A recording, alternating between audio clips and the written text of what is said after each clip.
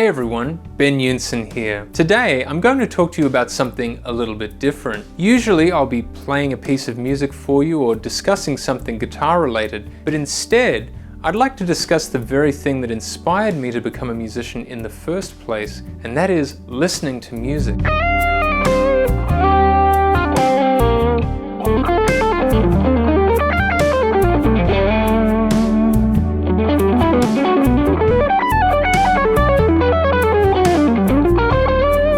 The way that I first came to love music was through listening to music on CDs.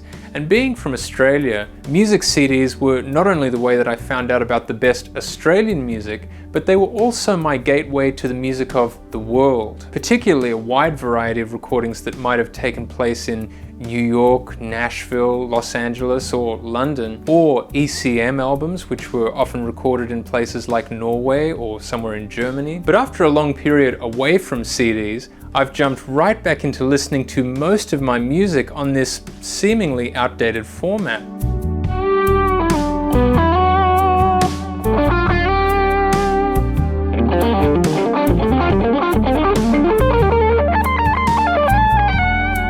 I'm going to tell you exactly why this is, and I'd love to hear from you as well. Have you jumped back into listening to CDs?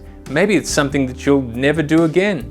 Make sure to drop a comment below and let me know. Before we go any further, make sure to give this video a like so we can push it out to as many people as possible. And if you've been enjoying my playing videos, lesson videos, or important discussions about music like this one, make sure to subscribe. And if you're interested in learning my approach to the guitar, make sure to join me over at bensguitarclub.com, where you can learn with my guitar masterclasses and bundle packages, including the BGC bundle, which features all of my masterclasses in one package.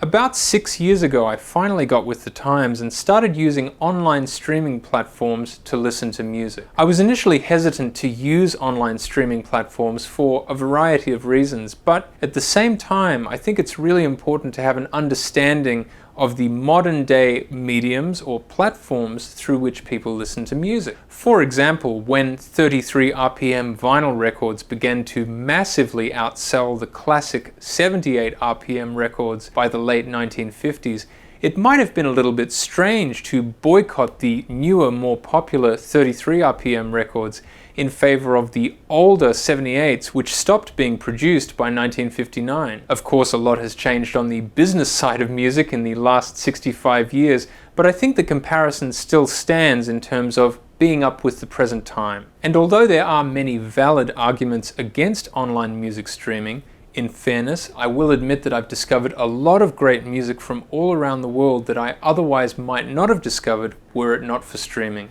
And additionally, people have let me know that through streaming they've discovered my music. But just as I've discovered all of this great music, I've noticed that surprisingly often some of my favorite music just seems to disappear from Spotify and maybe all of the other streaming platforms as well. Sometimes this happens due to an expired licensing deal, or perhaps it could be because of an objection from the artist due to royalties or something else. For example, being a huge Joni Mitchell fan, I'd become accustomed to listening to her music on Spotify, but when her entire catalog famously disappeared from Spotify, I was glad to have had basically her entire discography on CD from some years before. I've also discovered this same kind of thing happen with certain artists that I discovered via Spotify, so in the end I bought CD copies of their albums, so the albums can't disappear.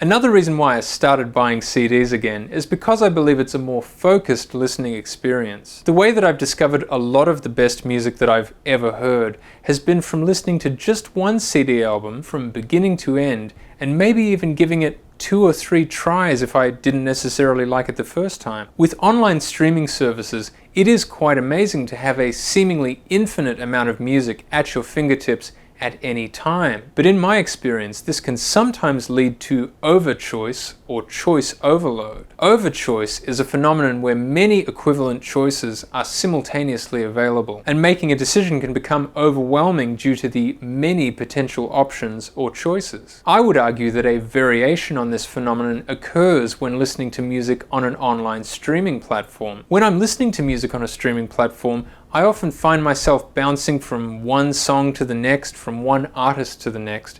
But when I listen to music on a CD, I find that I have a more focused and enjoyable listening experience that ends up being a little more memorable and maybe even a little more meaningful.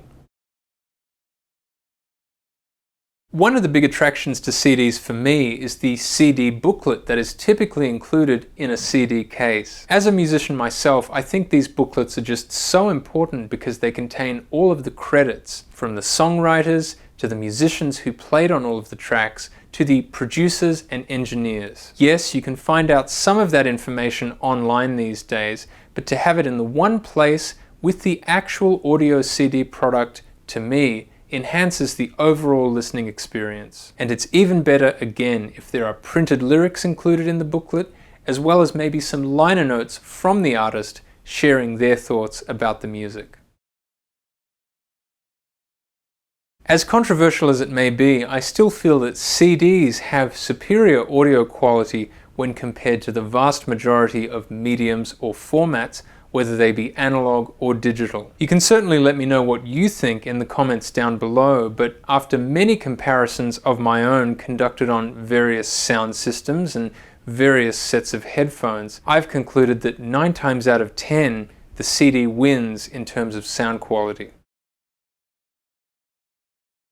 Finally, one of the main reasons why people might tend to avoid physical albums is, of course, the price, especially when you're talking about expensive CD or vinyl imports. But these days, whether it's via the internet or perhaps at a specialty vinyl or CD store somewhere near you, you can often find CD albums that are marked down as low as $1 or $2 per CD album. Both Spotify and Apple Music typically cost around $11 a month for an individual user. You could potentially spend the same amount of money each month on 1 to 4 CD albums, really get to know each album in great detail, and have a great listening experience with excellent audio quality. Make sure to jump in the comments and let me know what you think.